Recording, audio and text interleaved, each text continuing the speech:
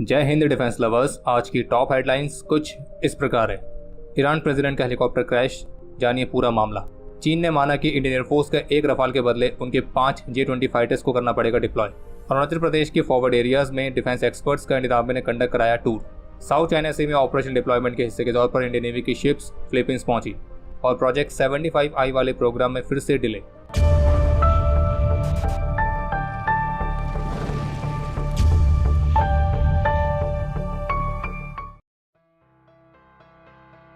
Iran की तरफ से ऑफिशियली कंफर्म कर दिया गया है कि कल के हेलीकॉप्टर क्रैश में ईरान के president doctor Saeed Ibrahim राइसी, Iran के विदेश मंत्री हुसैन अमीर अब्दुल्लाहिन, ईस्ट अजरबैजान गवर्नर मलिक रहमाती और ईस्ट अजरबैजान इमाम ऑफ फ्राइडे प्रेयर आयतुल्लाह अल हाशमी समेत इस हेलीकॉप्टर में सवार कोई भी पैसेंजर सर्वाइव नहीं कर पाया और सभी की जान जा चुकी है। और इस दुखद घटना पर भारतीय प्रधानमंत्री श्री नरेंद्र मोदी ने उनके परिवार और ईरान के लोगों के प्रति अपनी हार्दिक संवेदनाएं व्यक्त करी हैं और इस पर ट्वीट करते हुए उन्होंने लिखा है कि दुख की इस घड़ी में भारत ईरान के साथ खड़ा है। और साथ ही साथ भारतीय प्रधानमंत्री ने इस बात को भी दोहराया कि कैसे ईरान के प्रेसिडेंट डॉक्टर सईद इब्राहिम रईसी ने भारत और ईरान के बायलैटरल रिलेशनशिप को मजबूत करने में अपना महत्वपूर्ण योगदान दिया है, वो हमेशा याद रखा जाएगा। और भारतीय प्रधानमंत्री के साथ साथ भारतीय विदेश मंत्री और अन्य सभी सीनियर ऑफिशियल्स ने भी अपनी संवेदनाएं व्यक्त करी। और साथ ही साथ भारत सरकार ने ईरान के राष्ट्रपति और विदेश मंत्री के सम्मान में कल 21 मई को पूरे भारत में एक दिवसीय राजकीय शोक की घोषणा करी। और भारत के साथ साथ लेबनान, पाकिस्तान, सीरिया, इराक, तो इन देशों ने भी ईरान के प्रेसिडेंट, उनके विदेश मंत्री और अन्य डेलीगेशन के निधन पर शोक की घोषणा करी। और अब सबके मन में प्रश्न आ रहा है कि ईरान में अब नेक्स्ट क्या होने वाला है। तो आपको बता दें कि 50 दिनों के अंदर ईरान में फिर से नए प्रेसिडेंशियल इलेक्शंस होंगे, नया प्रेसिडेंट चुना जाएगा। लेकिन जब तक इलेक्शंस नहीं होते हैं तब तक ईरान के कॉन्स्टिट्यूशन के अकॉर्डिंग ईरान के वाइस प्रेसिडेंट मोहम्मद मुग़व्वर कार्यभार संभालेंगे। और जबकि इलेक्शंस तक एक्टिंग फॉरेन मिनिस्टर के तौर पर ईरान ने अली बगेरी कानी को एक्टिंग फॉरेन मिनिस्टर के तौर पर नियुक्त किया है। और ईरान प्रेसिडेंट के निधन पर ईरान में 5 दिन का राष्ट्र शोक भी घोषित किया गया है। बाकी हेलीकॉप्टर क्रैश वाला हादसा तब हुआ जब अजरबैजान में एक बांध का उद्घाटन करके ईरान के राष्ट्रपति, विदेश मंत्री और अन्य 8 लोग वापस से तेहरान लौट रहे थे। लेकिन वापसी के दौरान मौसम काफ़ी खराब हो गया, जिसके परिणाम स्वरूप हेलीकॉप्टर को एक हार्ड इमरजेंसी लैंडिंग करनी पड़ी और इसी हार्ड लैंडिंग के दौरान हेलीकॉप्टर क्रैश हो गया। लेकिन सोशल मीडिया पर इस हेलीकॉप्टर क्रैश को लेकर कुछ अलग तरह की थ्योरीज भी चल रही हैं, जिसमें सबसे फेमस थ्योरी है मोसाद की।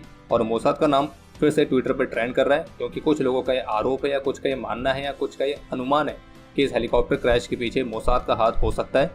लेकिन आपको क्लियर कर दें कि केवल अनुमान है, ऐसा कोई भी ठोस एविडेंस नहीं है जो कि इस बात को साबित करता हो। बाकी अगर ऐसा कुछ है तो उसका खुलासा जांच पूरी होने के बाद ही हो पाएगा।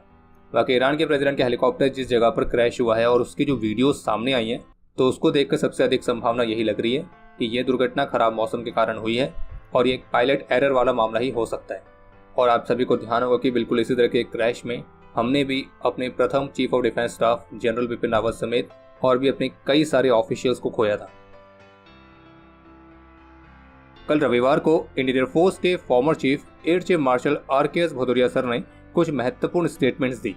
जैसे कि उनका कहना था कि चीन के साथ पोस्ट गलवान फेस ऑफ के दौरान हमारी इन्वेंट्री में रफाल फाइटर सबसे स्ट्रॉन्गेस्ट वेपन सिस्टम था और जब हमारे पास पहला रफाल फाइटर आया और उसे इंडियन एयरफोर्स ने लद्दाख में डिप्लॉय किया तो चीन ने उस एक रफाल फाइटर के डिप्लॉयमेंट के रिस्पॉन्स में अपने 4 J-20 एयरक्राफ्ट को डिप्लॉय किया।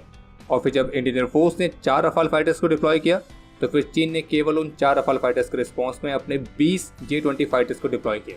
यानी कि आप समझ सकते हैं कि एक रफाल के बदले चीन के 4 J-20 और 4 रफाल के बदले चीन के 20 J-20। और इसलिए इंडियन एयरफोर्स के फॉर्मर चीफ का कहना था कि ये इस बात का संकेत देता है कि चीन को पता है कि हम क्या कर सकते हैं। और लद्दाख स्टैंड ऑफ के दौरान भारत के रफाल फाइटर्स के डिप्लॉयमेंट के रिस्पॉन्स में चीन द्वारा 5 गुना ज़्यादा J-20 फाइटर्स को डिप्लॉय करना इस बात को भी दर्शाता है कि चीन रफाल फाइटर की एक्चुअल कैपेबिलिटीज से अच्छी तरह से वाकिफ है। इसके अलावा इंडियन एयरफोर्स के फॉर्मर चीफ ने अपनी स्पीच में सलामी स्लाइसिंग वाले टर्म को भी मेंशन किया, जो कि भारत के क्षेत्र पर अतिक्रमण करने वाली चीन की एक टैक्टिक है।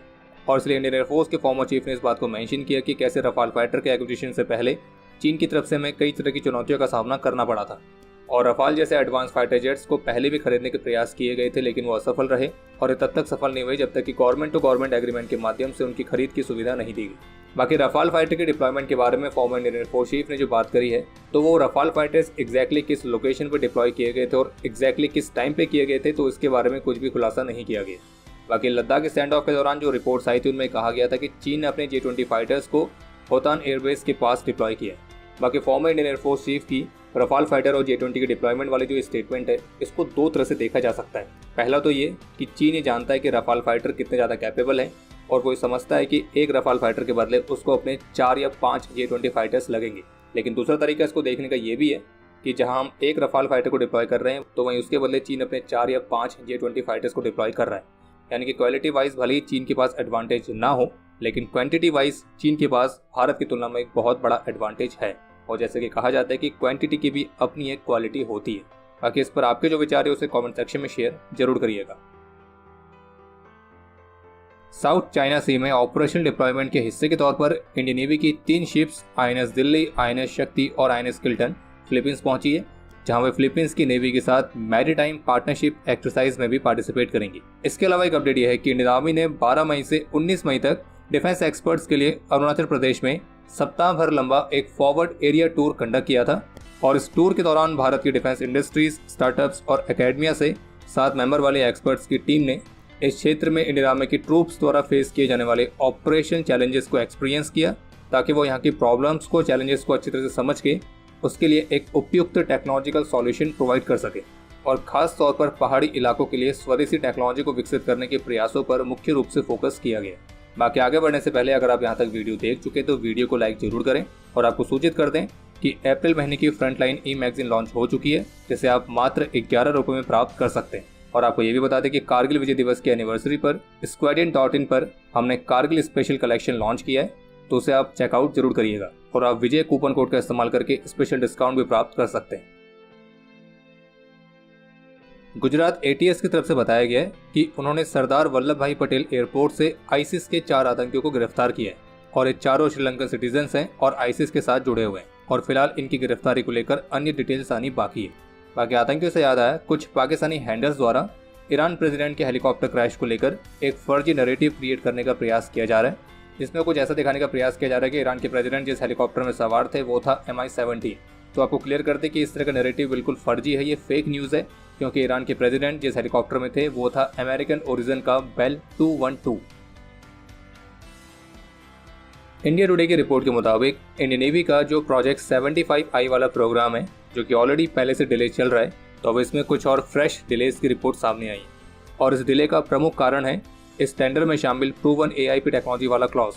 जैसे कि आप सभी जानते होंगे कि जो ये प्रोजेक्ट 75I वाला प्रोग्राम है, तो फिलहाल अभी इसमें 2 ही फॉरेन कंटेंडर्स बचे हुए हैं, जिसमें से एक है जर्मनी की थाइसेनक्राफ्ट मरीन सिस्टम्स और दूसरी है स्पेन की नेवेंटिया। लेकिन जो नेवेंटिया है वो एक प्रूवन AIP टेक्नोलॉजी वाले क्लॉज को फुलफिल करने में अभी भी सही तरह से कामयाब नहीं हो पा रही है और उसे इसके क्राइटेरिया को पूरा करने में कुछ बाधाओं का सामना करना पड़ रहा है। तो इसलिए एक सिंगल वेंडर सिचुएशन से उत्पन्न होने वाले लीगल हर्डल्स को अवॉइड करने के लिए भारत सरकार इसके एक्विजिशन को थोड़ा और डिले कर सकती है, जब तक कि नेवेंटिया एक प्रूवन AIP टेक्नोलॉजी को विकसित ना कर ले। और इसलिए इस हिसाब से आप कह सकते हैं कि प्रोजेक्ट 75I वाले प्रोग्राम में फिलहाल अभी जर्मनी की थाइसेनक्राफ्ट मरीन सिस्टम ही फ्रंट रनर बनी हुई है। बाकी अब समय है आज के इतिहास का। आज के दिन 2021 में पंजाब में एक नाइट शॉटी में MiG-21 क्रैश में स्क्वाड्रन लीडर अभिनव चौधरी ने अपना सर्वोच्च बलिदान दिया था। आज के दिन 2017 में जम्मू कश्मीर के नौगांव में घुसपैठियों का मुकाबला करते हुए हवलदार गिरीश गुरंग, हवलदार दामर बहादुर पुन और राइफलमैन रविन शर्मा ने अपना सर्वोच्च बलिदान दिया था। हवलदार गिरीश गुरंग को मरणोपरांत कीर्ति चक्र से और बाकी दोनों वीरों को मरणोपरांत सेना मेडल से सम्मानित किया गया। आज के दिन 1994 में जम्मू कश्मीर में अपने अदम्य साहस और वीरता का परिचय देते हुए सेकंड लेफ्टिनेंट ऋषि मल्होत्रा वीरगति को प्राप्त हुए थे और इन्हें मरणोपरांत कीर्ति चक्र से सम्मानित किया गया। आज के दिन 2018 में नायक दीपक कुमार नैनवाल ने भी अपना सर्वोच्च बलिदान दिया था।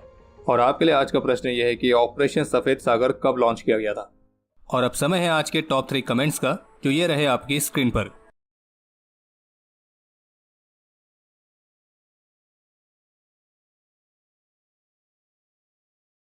तो हमारे आज के इस एपिसोड के लिए इतना ही। उम्मीद है आपको एपिसोड पसंद आया होगा। पसंद आया तो वीडियो को लाइक जरूर करें। कोई भी सुझाव या सवाल हो तो उसके लिए कमेंट सेक्शन ओपन है। और अगर आपने अभी तक डिफेंस स्कॉट की सुपर ऐप को डाउनलोड नहीं किया है तो आज ही डाउनलोड करें और एक्सप्लोर करें डिफेंस की दुनिया को एक अलग तरह से। बाकी जल्द ही मिलेंगे नए एपिसोड के साथ। तब तक के लिए जय हिंद, जय भारत।